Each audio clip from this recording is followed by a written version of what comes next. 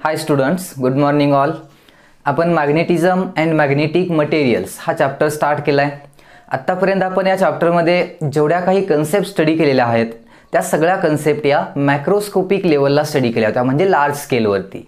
For example, bar magnet, its different parameters, magnetic field due to a bar magnet, torque acting on a bar magnet, earth magnetism, या जेवढ्या काही concept study केल्या होत्या या microscopic लेवलला होत्या, ज्याला आपण क्लासिकल फिजिक्स असंही म्हणतो. आता इथून पुढे आजच्या लेक्चरपासून आपण मॅग्नेटिझममधल्या ज्या रिमेनिंग कन्सेप्ट स्टडी करणार आहोत त्या मायक्रोस्कोपिक लेवलला आहेत, मायक्रो कन्सेप्ट्स आहेत, ज्याला आपण क्वांटम फिजिक्स असंही म्हणतो. म्हणजे इथं आपण मॅग्नेटिझमच्या ओरिजिनला जाणार आहोत. Why some material shows magnetic properties, why some material do not shows the magnetic properties, असं ओरिजिनपासून आपण सुरुवात करून मग डिफरंट टाईपचे मॅग्नेटिक मटेरियल्स, त्यांच्या प्रॉपर्टीज, त्याचं बिहेवियर इन मॅग्नेटिक फील्ड, अशा काही डिफरंट कन्सेप्ट आपल्याला स्टडी करायच्या आहेत. तर आजच्या लेक्चरमध्ये आपण मेन जी कन्सेप्ट स्टडी करणार आहोत, जी नीट जेईसाठी इम्पॉर्टंट कन्सेप्ट आहे, ती म्हणजे magnetic dipole moment of revolving electron. पण ही कन्सेप्ट स्टडी करण्याआधी आपल्याला मॅग्नेटिझमचं ओरिजिन माहीत असणं गरजेचं आहे.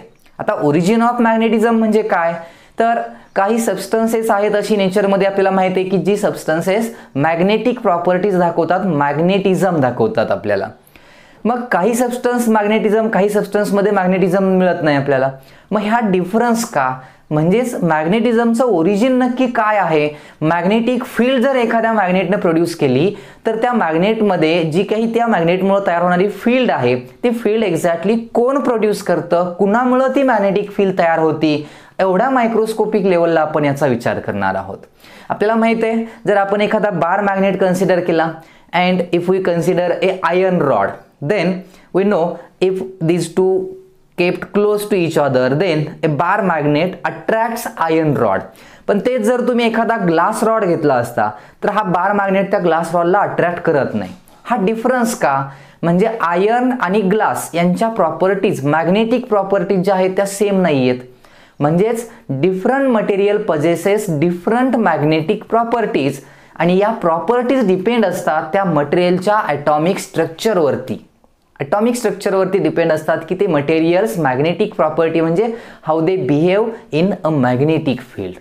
मग ओरिजिनचा ज्यावेळी आपण विचार करतो म्हणजे कुणामुळं मॅग्नेटिक फील्ड तयार होते, तर याचा आन्सर आपल्याला ओरस्टेड एक्सपेरिमेंटमध्ये मिळतं.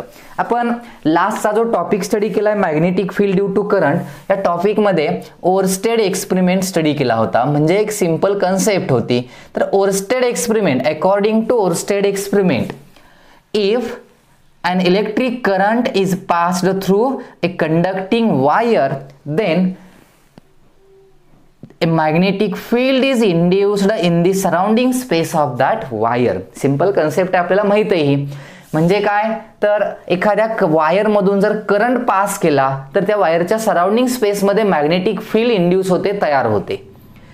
करंट पास केला म्हणजे ऍक्च्युअली काय केलं आपण, तर हिअर करंट पास होतो म्हणजेच इलेक्ट्रॉन्स फ्लो होतात. Electrons flows in a particular direction.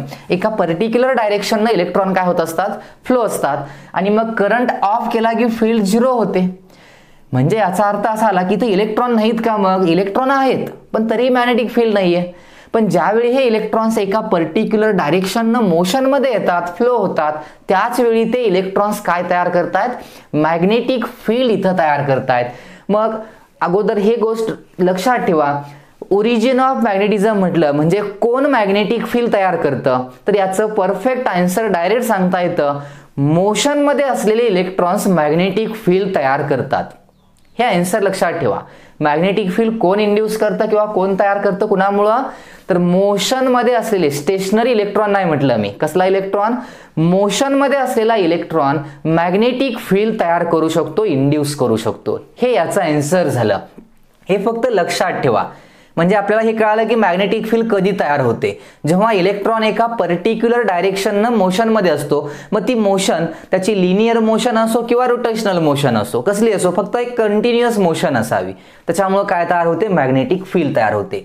मग एखाद्या मटेरियलमध्ये, म्हणजे सपोज एक बार मॅग्नेट, ते काहीतरी मटेरियल आहे, ब्लॅक आयर्न ज्याला म्हणतो आपण. मग बार मॅग्नेट शोज मॅग्नेटिक प्रॉपर्टीज, म्हणजे बार मॅग्नेटच्या सराउंडिंग स्पेसमध्ये मॅग्नेटिक फील्ड असते.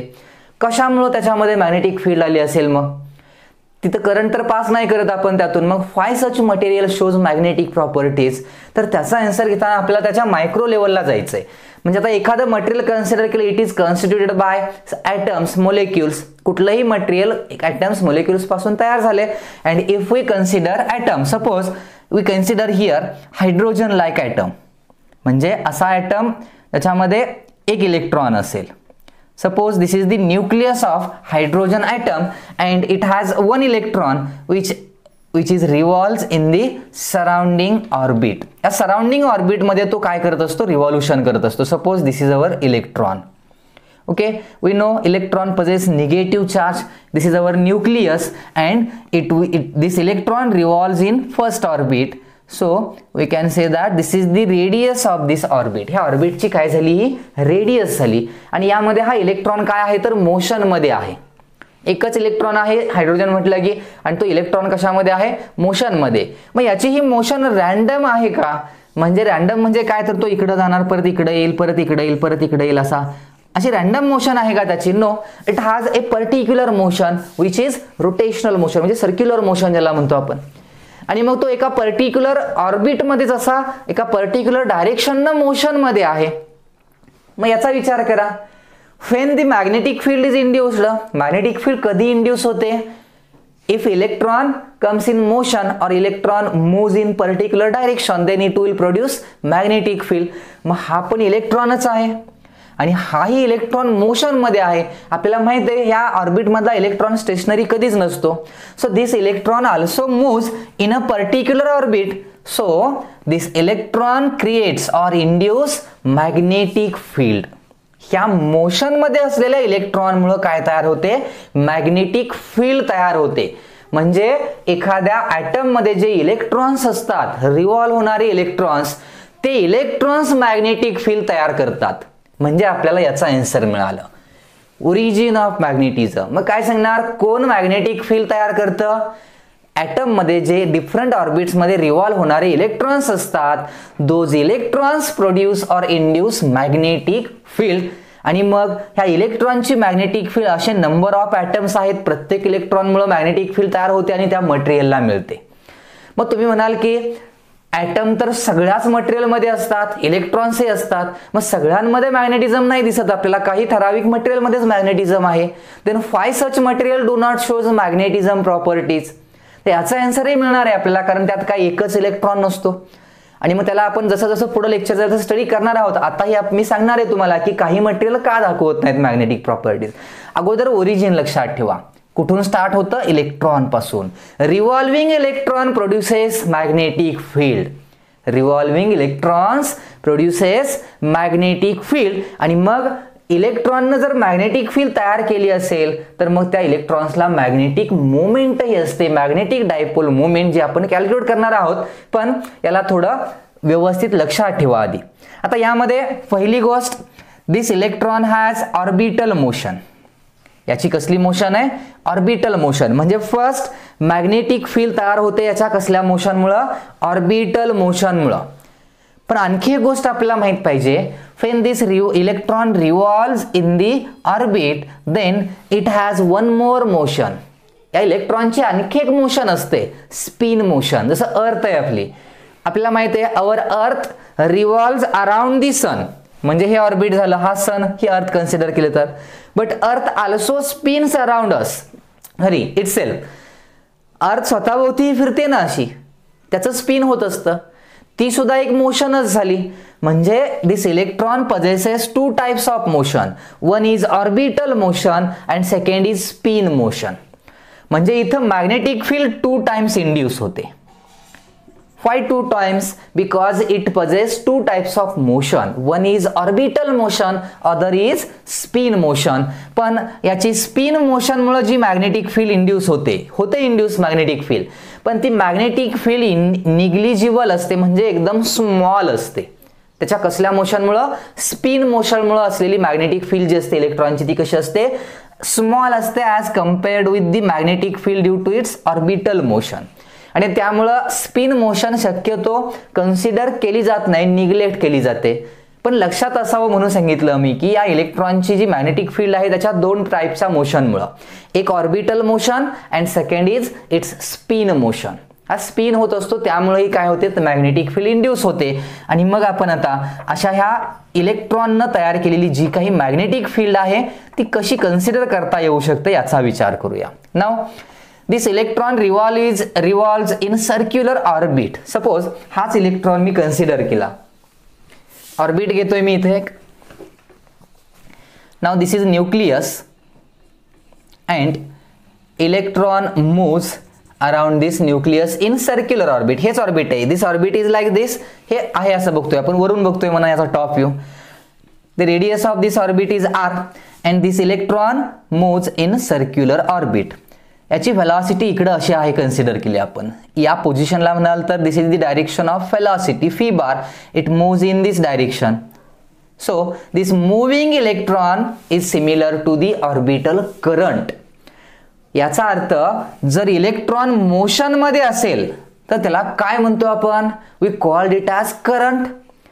बघा एक करंट कशाला म्हणतो आपण, when electron moves in a particular direction, ह्याला काय म्हणतो आपण करंट. स्ट्रेट वायर असेल तर, if we have a straight conductor then it will moves, its motion is linear motion. And if we have a circular current carrying coil, एक circular coil आहे आपल्याकडे current carry करणारी, आणि त्या coil मधून current मी पास केला like this. Means in this wire electrons are moving in circular orbit. या वायर मधून करंट पास केला म्हणजेच काय मूव्ह होत आहेत, इलेक्ट्रॉन्स मोशन मध्ये आहेत ना. म्हणजे याचा अर्थ यातून इलेक्ट्रॉन फ्लो होत आहेत आणि त्यांची मोशन कशी आहे, सर्क्युलर, ज्याला आपण करंटच म्हणतोय. मग या डायग्राम आणि या डायग्राम मध्ये काय डिफरन्स आहे, वायर फक्त नाही एवढा डिफरन्स आहे. But here also this electron is also comes in motion. हा इलेक्ट्रॉन इथं या सर्क्युलर ऑर्बिट मध्ये मोशन मध्येच आहे ना. So this electron constitute A current, orbital current म्हणतो आपण याला. ह्या इलेक्ट्रॉनच्या सर्क्युलर मोशनमुळे फ्लोमुळे या ऑर्बिटमध्ये करंट तयार होतो. And this circular motion of this electron is similar to the current carrying circular loop or coil. म्हणजे ही करंट कॅरिंग एखादी कॉइल असेल किंवा हा रिव्हॉल्व होणारा इलेक्ट्रॉन असेल, हे सेमच आहे दोन्ही. इथंही करंट आहे, इथंही करंट आहे. आता इथं electron, if the electron is moves in this direction, this is the direction of motion of electron, then what is the direction of current. करंटची डायरेक्शन कशी घेणार मग, जर इलेक्ट्रॉन मोशन मध्ये असेल तर त्याच्या अपोजिट डायरेक्शनला करंटची डायरेक्शन असते. So we can say that this is the direction of current due to this revolving electron. ह्या रिव्हॉल्व होणाऱ्या इलेक्ट्रॉनमुळे जो करंट तयार होईल तो करंट I, आणि आपल्याला माहिती आहे करंटची डायरेक्शन ही इलेक्ट्रॉनच्या मोशनच्या अपोजिट असते, आपण कन्सिडर करतो. म्हणजे हे ऑर्बिट जे आहे हे सर्क्युलर कॉइलला सिमिलर आहे. आणि इथं माहिती आहे आपल्याला मागच्या टॉपिक मध्ये आपण स्टडी केलंय, current carrying circular coil acts as a bar magnet. म्हणजे ही current carrying circular coil magnetic field induce करते. डायरेक्शन कशी फाइंड आउट करतो आपण, मॅग्नेटिक फील्ड. आता याचा जर विचार केला तर this coil carries current I, and because of this current a magnetic field is induced at the center of this coil which is inward or outward depends on the direction of current. करंटची direction जर कशी असेल तर इथं कशी आहे, direction of current is here clockwise. So thumb rule use करायचा magnetic field find out करायसाठी, तर इथं उलटा यूज करतो आपण कॉइलला. Curly fingers shows the direction of current, करंटच्या डायरेक्शननं कर्ली फिंगर्स यूज करा. Then thumb shows the direction of induced magnetic field. Thumb कसा असणार आहे, आतमध्ये असेल, आणि इनवर्ड मॅग्नेटिक फील्ड असेल तर काय दाखवतो आपण, क्रॉस दाखवतो. So this is the magnetic field due to the circular coil. मग या इलेक्ट्रॉनमुळे सुद्धा काय तयार होते, मॅग्नेटिक फील्ड तयार होते. And that magnetic field is also in inward direction. म्हणजे इनवर्ड डायरेक्शन असे सेंट्रल पॉइंटला एक काय तयार होते, मॅग्नेटिक फील्ड तयार होते. याचा अर्थ जसं एखाद्या वायर मधून करंट पास केल्यावर मॅग्नेटिक फील्ड तयार होते, सेम तशीच मॅग्नेटिक फील्ड या रिव्हॉल्व होणाऱ्या इलेक्ट्रॉनमुळे तयार होते. आणि this is the origin of the magnetism. हेच मॅग्नेटिझमचं काय आहे, ओरिजिन आहे. हे ओरिजिन मधला हा जो पार्ट आहे हा व्यवस्थित डोक्यात फिट करा, कारण याला आपल्याला पुढच्या प्रत्येक पॉइंट मध्ये यूज करायचंय, ह्या इलेक्ट्रॉनच्या मोशन वगैरे ज्या असतात त्यामध्ये. लक्षात आलं. And now if we consider, आता मॅग्नेटिक फील्ड इंड्यूस झाले म्हटलं की तो मॅग्नेट असतो. मॅग्नेटिक फील्ड कुणामुळे इंड्यूस होते? एखाद्या मॅग्नेटमुळं. And if we consider a magnet then that magnet has magnetic moment. कुठलाही मॅग्नेट म्हटलं की त्या मॅग्नेटला काय असते? मॅग्नेटिक मोमेंट असते. मग आपल्याला इथं काय करायचं आहे? तर मॅग्नेटची मोमेंट कॅल्क्युलेट करायची. आता इथं फर्स्ट आपल्याला जो जनरली माहिती आहे तो मॅग्नेट कोणता? तर bar magnet. It has 2 poles, south pole, north pole. So this bar magnet या लेंथला काय म्हणतो आपण? This is the 2L length. And this bar magnet has magnetic dipole moment m bar. आणि याचा फॉर्म्युला काय यूज करतो आपण? m bar equal to charge into length, sorry pole strength into length, QM into 2L. and this is the magnetic dipole moment of this bar magnet. बार मॅग्नेटची काय झाली? Magnetic dipole moment झाली. and it is always directed from south pole to north pole inside the magnet. मॅग्नेटच्या इनसाइडला याची direction कशी असते? South pole to north pole. मला सांगा मॅग्नेटच्या इनसाइडला मॅग्नेटिक फील्डची डायरेक्शन कशी असते? This is also along south pole to north pole. इनसाइडला म्हणतोय मी. याचा अर्थ मॅग्नेटच्या इनसाइडला जी मॅग्नेटिक फील्डची डायरेक्शन असते तीच कुणाची? मॅग्नेटिक मोमेंटची डायरेक्शन असते. मग आपण याचा यूज करू शकतोय. मॅग्नेटिक फील्डची डायरेक्शन जशी आहे त्याच डायरेक्शननं मोमेंटची डायरेक्शन असते, हे लक्षात ठेवा. हे झालं बार मॅग्नेटसाठी. त्यानंतर आपण हेही सांगितलं होतं की this current carrying circular loop or coil acts as a bar magnet. ह्या दोघांमध्ये सिमिलॅरिटीज आहेत का? तर याच्यामुळे मॅग्नेटिक फील्ड तयार झाले, याच्यामुळेही तयार होते. This bar magnet has 2 poles, this coil also has 2 poles. तुम्ही लेक्चर बघितलं असेल तर माहित असेल, मागच्या टॉपिकमध्ये सांगितलंय की याचा फ्रंट फेस एक पोल ऍक्ट असतो आणि पाठीमागचा फेस जो आहे तो दुसरा पोल असतो. आता इथं इनवर्ड याचा अर्थ काय? Magnetic field is in inward direction. आता इनवर्ड असेल तर मॅग्नेटिक फील्डच्या लाईन्स इकडून एंटर होतात आणि पाठीमागून बाहेर येतात. एंटर कुठल्या पोल मधून होत असतात? Lines south pole. So it front face act as a south pole and back face act as a north pole. आणि मग याला जर मोमेंट असेल then this coil also has moment, magnetic dipole moment. आणि या मोमेंटला फॉर्म्युला जो use केलाय आपण, टॉर्चचं लेक्चर बघितलं असेल तर तुम्हाला माहित असेल. This formula is we used here NIA. This is the formula used for magnetic dipole moment of coil किंवा लूप ज्याला म्हणतो आपण. हे दोघं सेमच आहेत. युनिट काय असते याला? Ampere metre. एम्पियर काय यूज करतो आपण?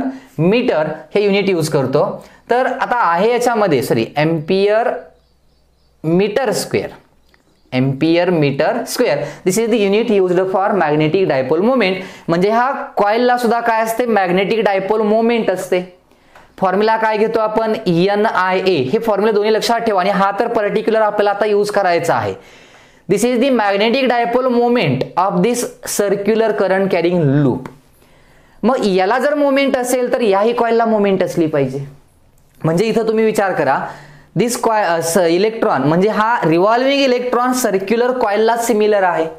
आणि मग याला मोमेंट आहे तर यालाही मोमेंट आहे. याची डायरेक्शन कशी आहे मोमेंटची? It is inward. Moment, magnetic moment is in inward direction. कशी फाइंड आउट करायची?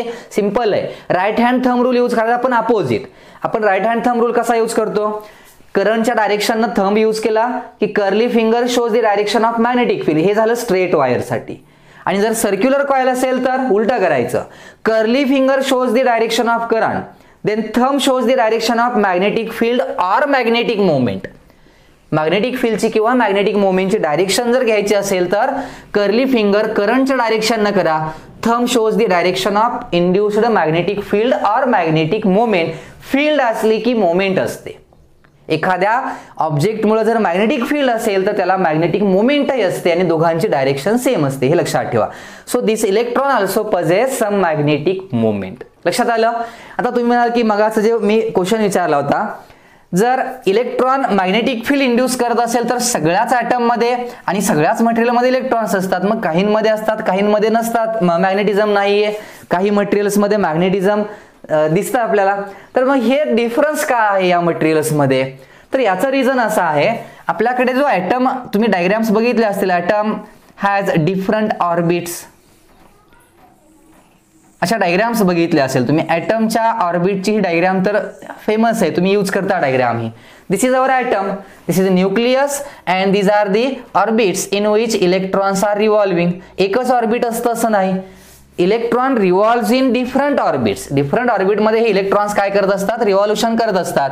आणि सपोज आपण हेलियम कन्सिडर केला. हेलियम कन्सिडर केला तर helium has 2 electrons.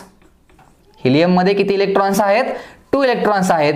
And suppose these 2 electrons are in first orbit, so first electron revolves in this orbit and second electron revolves in this orbit. एकाच orbit मध्ये दोन्ही electron revolve होत असतील असं काय नाहीये. रेडियस सेम असेल दोन्ही ऑर्बिटची, पण ऑर्बिट पाथ डिफरंट असू शकतो. So first electron revolves in this direction. Electron इकडे रिव्हॉल्व होत असेल तर करंट त्याचे अपोजिट घेतो आपण. So this is the direction of current. And if we use that rule, जर मगा सांगितलेला रूल यूज केला, direction of motion of current is like this. इकडे असेल तर induced magnetic field is in downward direction. म्हणजे ह्या इलेक्ट्रॉनमुळे जी मॅग्नेटिक फील्ड इंड्यूस होईल ती डाऊनवर्ड असेल या इलेक्ट्रॉनमुळे. देन दिस इलेक्ट्रॉन हे असं ऑर्बिट आहे आणि मग याच्यामुळे जी काही मॅग्नेटिक फील्ड इंड्यूस होईल, इकडं तो मोशनमध्ये आहे. सपोज असं कन्सिडर केलं हा करंट असा आहे, म्हणजे हा ऑर्बिट, या ऑर्बिटमध्ये हा इलेक्ट्रॉन दुसरा काय होतोय, रिव्हॉल्व होतोय. So this revolves in this orbit. And if we consider this orbit, then the magnetic field due to this electron is in this direction. आणि मग काय करणार तुम्ही, what is the total magnetic field of this atom? तर या दोघांची total असते. आता दोन्ही इलेक्ट्रॉन मॅग्नेटिक फील्ड तयार करत असतील तर दोघांची फील्ड काय करतो आपण, ऍड करतो, वेक्टर सम करतो आणि त्यांची रिझल्टंट मिळतो. आता याचा विचार केला तर हेलियम मध्ये इलेक्ट्रॉनची पेअर असते. हेलियमचं इलेक्ट्रॉनिक कॉन्फिगरेशन तुम्ही बघितलं तर 1s2 घेतो आपण, माहिती आहे तुम्हाला. आणि मग याच्यामध्ये इलेक्ट्रॉनच्या अशा पेअर असतात.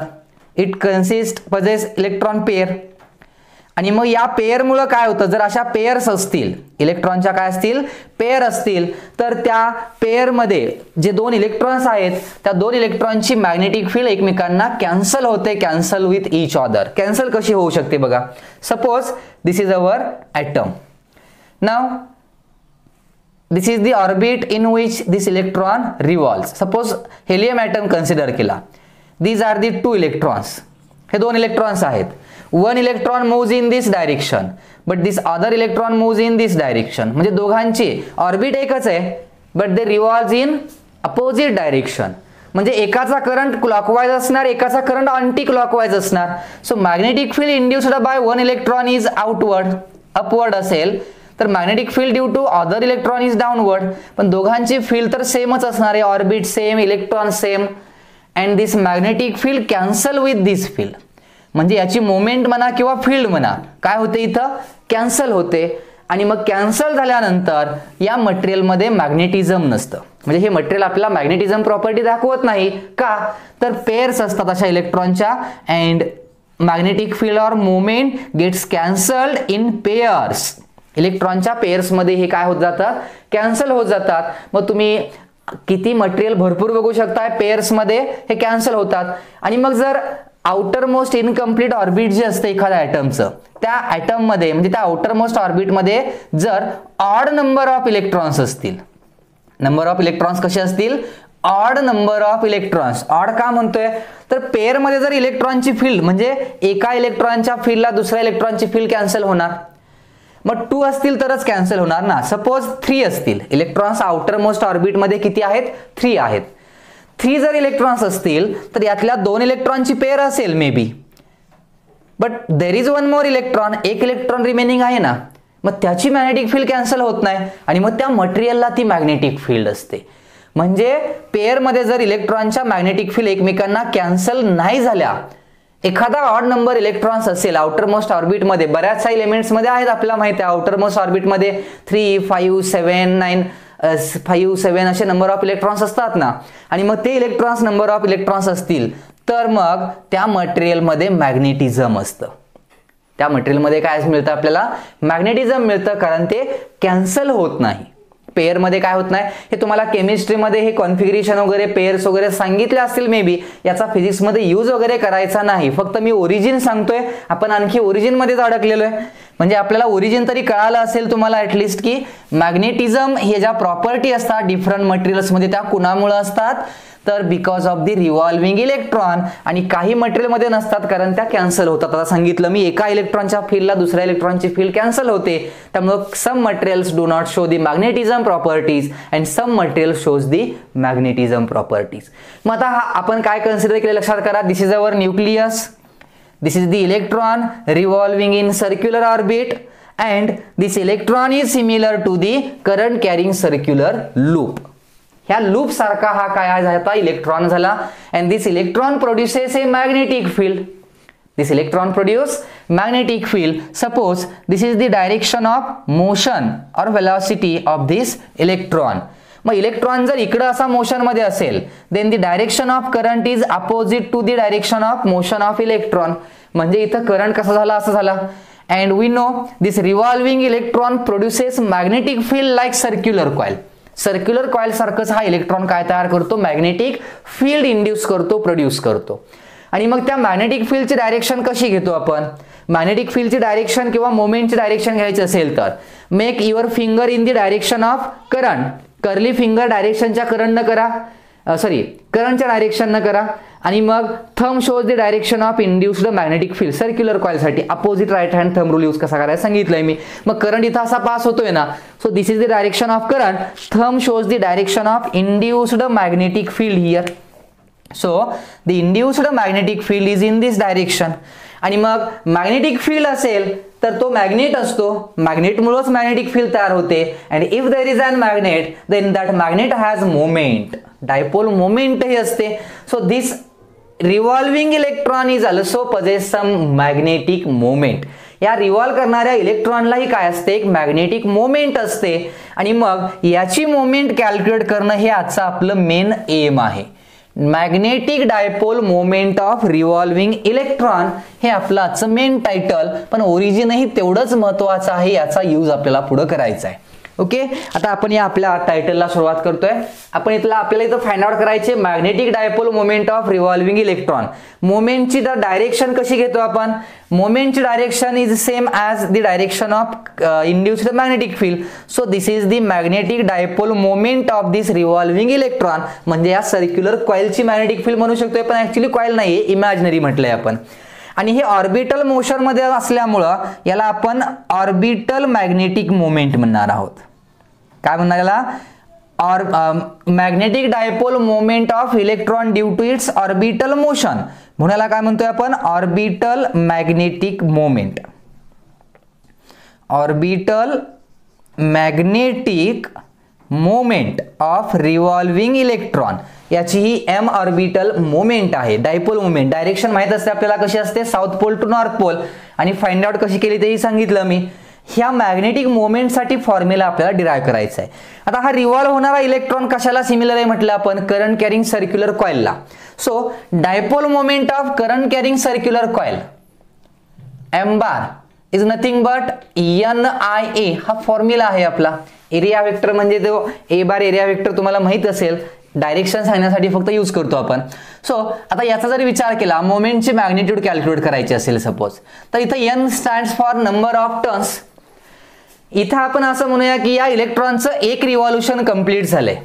इलेक्ट्रॉनचं 1 रिव्हॉल्युशन कंप्लीट झालं म्हणजे 1 नंबर ऑफ टर्न घेतला तर मॅग्नेटिक मोमेंट झाल्या formula IA. Number of turns single असेल तर कन्सिडर केला आपण. एका टर्नची कॉइल असेल तर N ची व्हॅल्यू 1 आली. So this is our moment. आणि मग मोमेंट सर्क्युलर कॉइलची एवढी असेल तर याची पण अशीच कॅल्क्युलेट करावी लागेल, कारण हे सिमिलर दिसतंय सर्क्युलर कॉइललाच. आणि मग हे सिमिलर असेल तर आपल्याला मोमेंट कॅल्क्युलेट करण्यासाठी कशाची गरज आहे, करंट आणि एरियाची. एरियाचा फॉर्म्युला सिंपल आहे. Area of this circular orbit is πr². Formula मिळाला. ऑर्बिटची रेडियस r आहे. Now we required current. कारण आपण आता सांगितलं होतं या रिव्हॉल्व होणारा इलेक्ट्रॉनमुळे करंट तयार होतो, करंट इंड्यूस होतो. सर्क्युलर कॉइल सारखा करंट आहे हा. मग याचा फॉर्म्युला डिराईव्ह करायचा. Now what is formula for current. Current is rate of flow of charges Q/T. इथं Q म्हणजे चार्ज आहे, कोण electron. So it will B E/T. आपण त्याचं एक रिव्हॉल्युशन घेतोय. मग एक रिव्हॉल्युशन घेण्यासाठी लागणारा time we called it as time period. तर करंटचा फॉर्म्युला असा लिहू शकतोय आपण E/T. Time period T for 1 revolution. Displacement होणार त्याची सर्कम्फरन्स एवढी 2πr divided by its velocity is v. So time period will be 2πr/v. Simple फॉर्म्युले आहेत. Use this formulas in formula of current. Then we can write it as current I equal to E divide by T आहे, म्हणजे इथं E fee वरती जाईल, EV divide by 2πr. हे अगदी current सुद्धा फाइंड आउट करायला विचारतील एक्झाम मध्ये. फॉर्म्युला लक्षात ठेवा. This is the formula for current due to revolving electron. एखाद्या रिव्हॉल्युशन करणाऱ्या इलेक्ट्रॉनमुळे किती करंट तयार होतो त्याचा हा फॉर्म्युलाच आहे. टर्म्स माहित आहेत. ई इलेक्ट्रॉनचा चार्ज असतो, व्ही त्याची व्हेलॉसिटी, आर त्या ऑर्बिटची रेडियस. लक्षात आलं. नाव करंट मिळाला, एरिया माहित होता.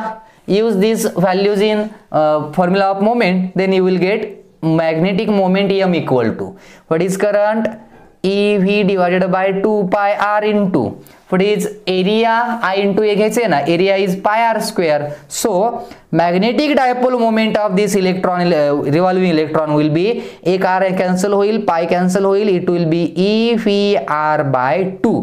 This is the formula used to calculate magnetic dipole moment of this revolving electron. Formula हाच घ्यायचा, याला आणखी आपण वेगवेगळ्या फॉर्म मध्ये स्टडी करणार आहोत, पण हे मेन आर्टिकल झालं.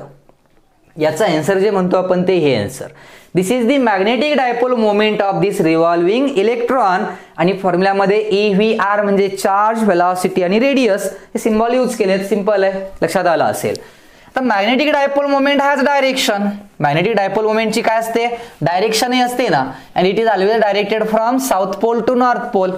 म्हणजेच मॅग्नेटिक फील्डची जी डायरेक्शन असते इनसाइडला सांगितले आपण, this is the direction of this moment. आता याच फॉर्म्युलाला आपण थोडं वेगवेगळ्या फॉर्म मध्ये कन्वर्ट करणार आहोत. म्हणजे काय करायचंय, now this electron has rotational motion, म्हणजे सर्क्युलर मोशन आहे त्याची. So its momentum, if we consider its momentum, then that momentum will be angular momentum. त्याची मोमेंटम जी आहे ती कसली असणार आहे इथं, अँग्युलर मोमेंटम.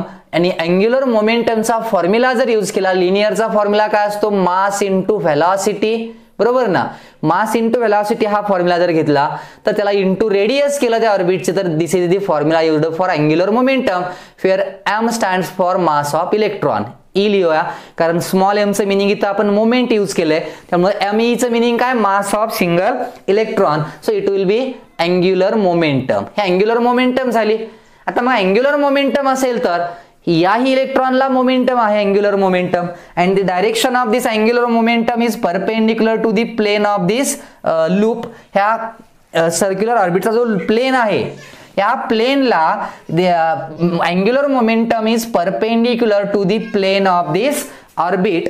आणि मग इथं this is the direction of angular momentum and this is the direction of magnetic dipole moment. हे लक्षात ठेवा इथं फक्त. Now if we take the ratio of these two, then you will get m divided by L equal to EVr by 2 divided by MEVr. So here phi gets cancelled, r gets cancelled, and we get the answer E by 2me. म्हणजे मास of electron आहे. दिस ratio E divided by 2me, E divided by 2me, this ratio is known as gyromagnetic ratio. याच्यावरती डेफिनेशनही विचारली जाऊ शकते, त्यामुळे लक्षात ठेवा, we call such ratio as gyromagnetic ratio and this ratio has constant value. कारण तुम्हाला लक्षात येत असेल यात व्हॅल्यू काय आहेत, तर E आहे आणि m आहे. E stands for electron charge 1.6 into 10 raised to minus 19 and mass of electron 9.1 into 10 raised to minus 31. Solve केलं तर आपल्याला हे आन्सर मिळेल. आणि एक कॉन्स्टंट रेशो आहे, त्याला कसला रेशो म्हणायचं, गायरोमॅग्नेटिक रेशो. कोणाचा ratio, it is the ratio of magnetic dipole moment of revolving electron to the angular momentum of that revolving electron. ह्या रेशोला काय म्हणतो आपण, गायरोमॅग्नेटिक रेशो. कॉन्स्टंट व्हॅल्यू आहे. युनिट काय देणार ह्या कॉन्स्टंटला, ई चार्ज आहे कुलॉम आणि me मास आहे, coulomb per kg. This is the unit used for gyromagnetic ratio. हा रेशो मिळतो आपल्याला. आणि मग याच्यावरून आपण मोमेंटचा फॉर्म्युला असाही लिहू शकतोय, moment can be return in terms of m equal to E divided by 2me, this is our gyromagnetic ratio, and into L. हाही फॉर्म्युला यूज करू शकतोय आपण. And in terms of vector, vectorially we can represent this moment m bar equal to, कशी represent करता येईल, what is the direction of moment. या फॉर्म्युलावरून सांगायचं असेल तर याला तर काय डायरेक्शन नाहीये, Lच राहिलं. And L is the angular momentum which is in this direction and moment magnetic moment is opposite to the direction of angular momentum. Angular मोमेंटमच्या अपोजिट डायरेक्शननं काय आहे, ऑर्बिटल मॅग्नेटिक मोमेंट आहे. याचा अर्थ L बार ज्या डायरेक्शनला असेल त्याच्या अपोजिट डायरेक्शननं कोण असतं, मोमेंट असतं. म्हणून आपण इथं सिम्बॉल मायनस यूज करणार आहोत. So minus E divide bye 2me into L बार. L बारच्या अपोजिट मोमेंटची डायरेक्शन. फॅक्टोरियली आपण याला असं रिप्रेझेंट करतो. हे फॉर्म्युले इम्पॉर्टंट फॉर्म्युले आहेत, व्यवस्थित लक्षात ठेवा. सोपे फॉर्म्युले आहेत and these are the two formulas used to calculate the magnetic moment of revolving electron. लक्षात आलं. आणि मग याला आपण थोडं आणखी वेगळ्या फॉर्म मध्ये डिस्कस करणार आहोत. हे लक्षात आलं असेल, नोट डाऊन करून ठेवा. आता यात आपण थोडं केमिस्ट्रीला आणणार आहे. तुम्ही स्ट्रक्चर ऑफ ॲटम 11वी मध्ये जो टॉपिक स्टडी केलेला आहे त्या टॉपिक मध्ये बोहर्स पॉस्च्युलेट तुम्ही स्टडी केली असतील. बोहर्स क्वांटम फिजिक्स याला म्हणतो आपण. क्वांटम स्टडी केल्यानंतर ज्यावेळी तुम्हाला बोहरचे पॉस्च्युलेट्स मिळाले होते, according to Bohr second postulate angular momentum of electron in any orbit L equal to, symbol तुम्ही काय घेतलं असेल माहित नाही, पण जनरली L सिम्बॉल असतं अँग्युलर मोमेंटमला. आणि मग सेकंड पॉस्च्युलेट बोहरचा आठवा. Bohr's postulate structure of atom मध्ये झालेलं. According to Bohr's postulate, angular momentum of revolving electron is integer multiple of n h upon 2 pi. This is Bohr's second postulate. माहित असेल तुम्हाला, n ला तुम्ही तिथं प्रिन्सिपल क्वांटम नंबर असं नाव दिलं असेल आणि त्याचा नंबर म्हणजे ऑर्बिटचा नंबर असतो. First orbit, second orbit, third orbit. हे n ची व्हॅल्यू 1 2 3 अशी इन्फायनाइट पर्यंत असू शकते. This is the formula for angular momentum of revolving electron. आणि मग या फॉर्म्युलाचा यूज जर आपण इथं केला तर या फॉर्म्युल्यात केला तर आपल्याला मोमेंटचा फॉर्म्युला मग असाही मिळेल. The magnetic moment of revolving electron m equal to E divided by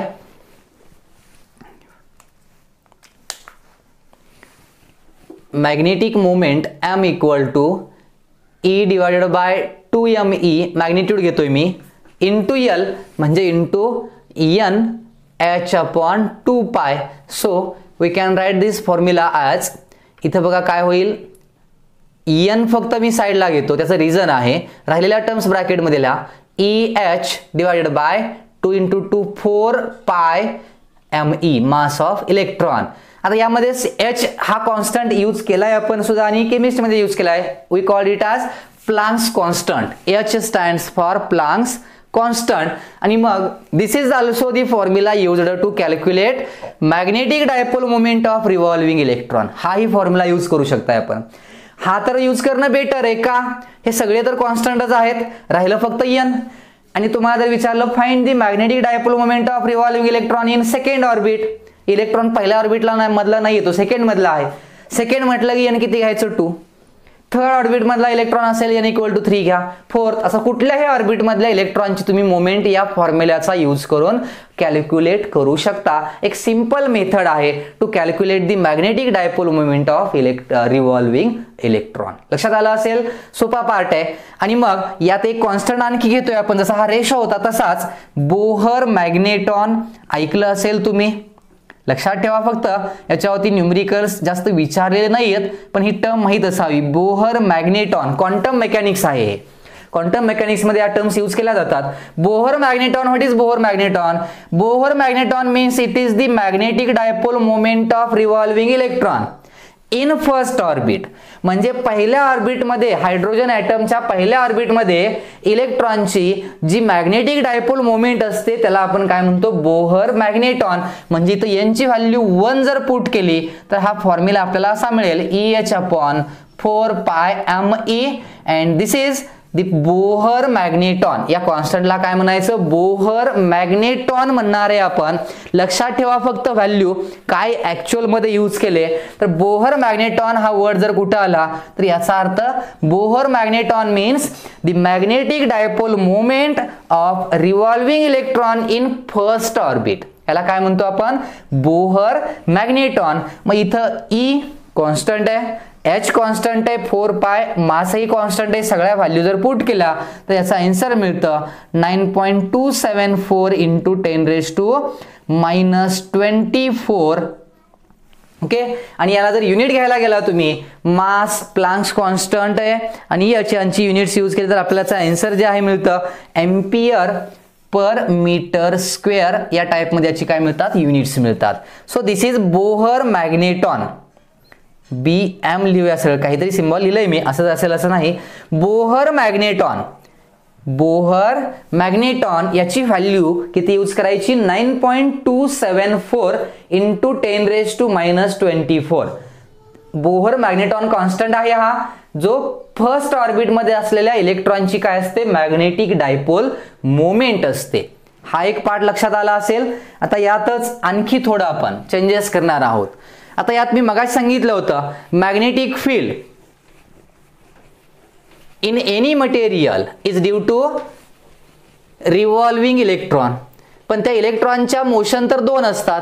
first motion is it's orbital motion and second is it's spin motion. मग आपण इथं फक्त ऑर्बिटल मोशनचाच विचार करतोय, स्पिन मोशनचा विचार केलाय का यामध्ये, फॉर्म्युलामध्ये नाही केला. त्याचं रिझनही सांगितलं होतं मी. स्पिन मोशन म्हणजे इलेक्ट्रॉन स्वतःभोवतीही फिरतो आणि त्याचीही मोमेंट असते.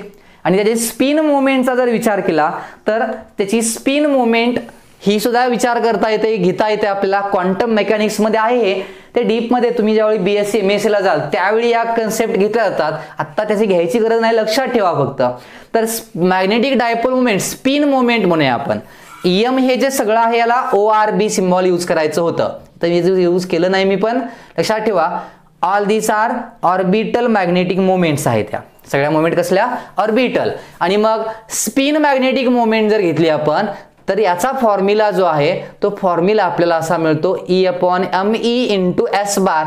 मग इथं फॉर्म्युला इरेज केला, जो M ऑर्बिटलचा फॉर्म्युला होता लिहिलेला आपण, म्हणजे magnetic dipole moment of revolving electron, तो असा होता E/2me into L bar. What is L bar? It is the angular angular momentum of orbital motion. आणि याला म्हणूया आपण angular momentum of spin motion. त्याची अँग्युलर मोमेंटमचा आहे, पण कुणामुळे, स्पिन मोशनमुळे असलेली ही angular momentum due to its orbital motion. आणि मग एखाद्या इलेक्ट्रॉनला ह्या दोन्ही मोमेंट असतात. आपण फक्त एवढीच घेतलेली आहे का, त्याचं रिझन सांगितलं, दिस इज निग्लिजिबल. पण जर घ्यायलाच विचारली then the net or total magnetic moment will be the vector sum of these two moments. या दोघांची काय करायची, वेक्टर सम करायची. मग M ऑर्बिटल आहेच इथं, मायनस E/2me असं जर कॉमन घेतलं तर ब्रॅकेटमध्ये इथं काय राहील, L बार प्लस इथं काय येईल सांगा, यात 2 नाहीये, मग काय केलं आपण, 2 न मल्टिप्लाय केलं, so it will B 2S bar. This is the total magnetic moment of revolving electron. Revolving इलेक्ट्रॉनची ही नेट मॅग्नेटिक मोमेंट असते. Orbital magnetic moment plus spin magnetic moment, पण स्पिन घ्यायची गरज नाही, हेही सांगतो मी परत. जर विचारलं असलं एखाद्या क्वेश्चन मध्ये तर घ्या.